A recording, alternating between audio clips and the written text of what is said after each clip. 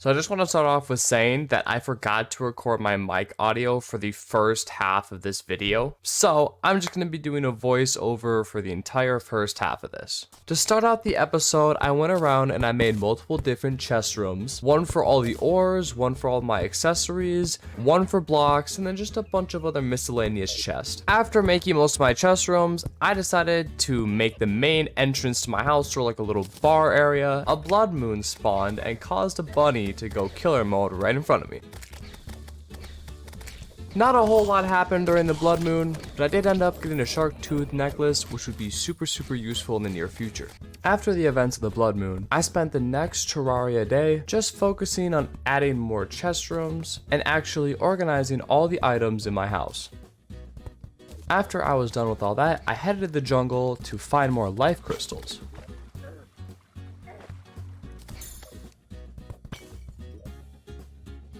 And then I used a new kind of magic mirror.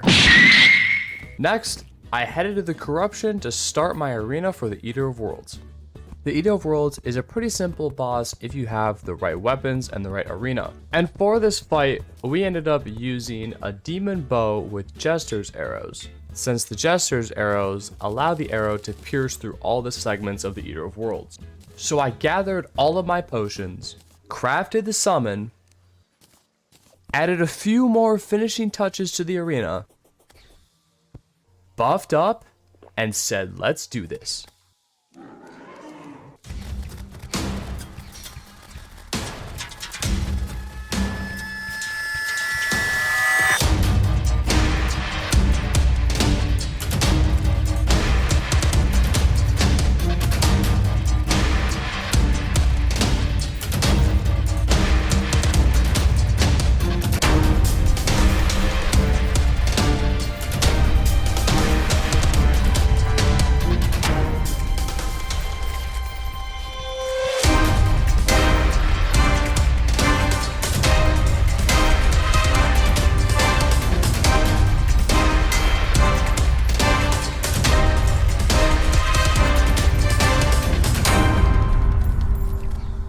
And so I had done it. The long, evil worm, the Eater of Worlds, had been defeated. And with its defeat came a huge increase on our progression to the game. With the addition of the worm scarf, I also crafted the Nightbringer pickaxe, which will allow me to mine hellstone. Bruh.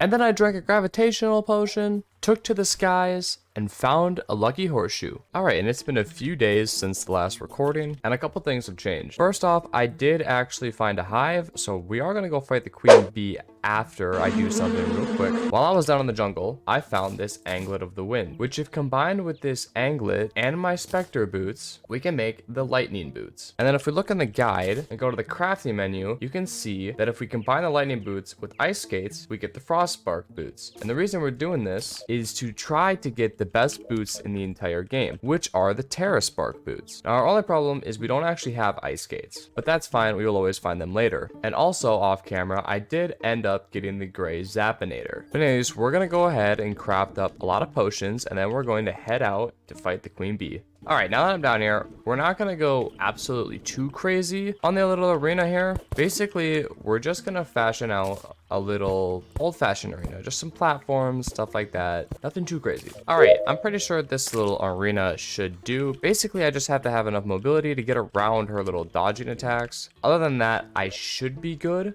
So, alright, we're going to go ahead and we're going to get the show on the road. It's time to buff up, spawn in the queen bee.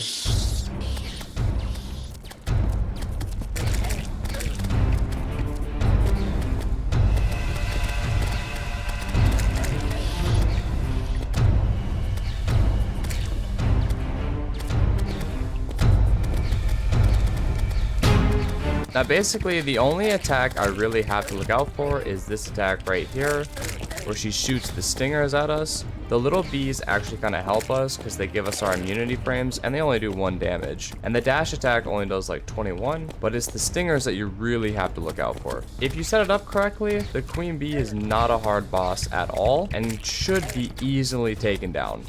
And there we go, the queen bee is about to go down, everybody.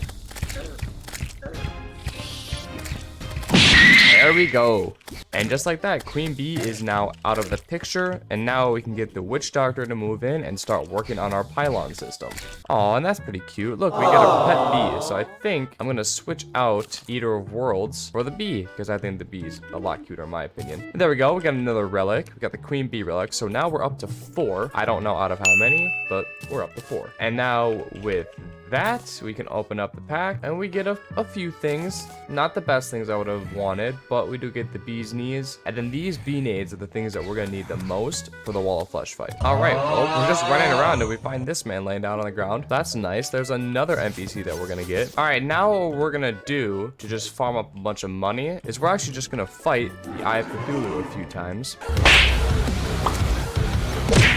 I definitely do not have time for a 4th one, so we're just gonna forget about that for now. Perfect. Now next, what I'm gonna do is I'm actually going to set up my pylon system. And I will try to set up each little pylon house with the respective wood of that biome. And I will actually try to make like good looking houses for each one. But right now, I'm just gonna get the pylons themselves. I'm not gonna worry about actually building good looking houses for each pylon. All right, there we go. So now the ice biome one is done, and I'm gonna put the painter, and we do need the dye trader to move in. There we go, and the dye trader has officially moved in. Oh, perfect. So the traveling merchant has the life form analyzer here. Definitely gonna buy those, since these are of course parts to the telephone that you can make later on in the game. All right, since there's no palm wood to just mine here, we're just gonna make it out of normal wood for now in the desert one, since again, like I said, I don't really care too much. All I care about is just actually getting the pylon system set up itself. All right, and the jungle house is now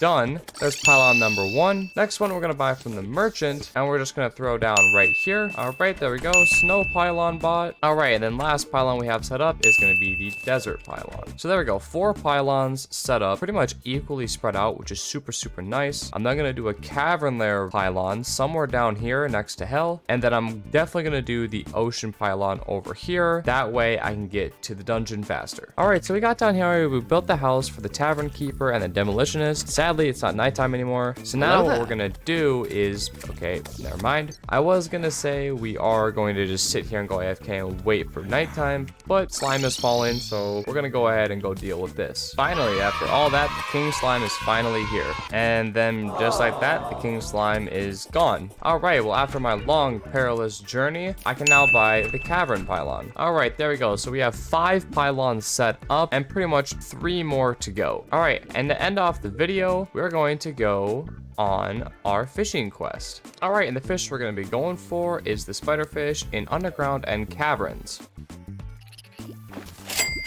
All right, there we go, and we finally got the spiderfish. And for that, I got the sonar potions. That's pretty much it. We did get some crates down there, so I might as well open those now. Obsidian skin potions. Okay, that's actually insanely good. All right, everybody, but that's gonna do it for episode 2 of Terraria Mastermode. Again, like I said in the last one, let me know if you want more of this. I've been enjoying Terraria a whole lot lately, so if you want more of this to come on the channel, let me know. And yeah, I'll see you all in the next episode. Bye-bye.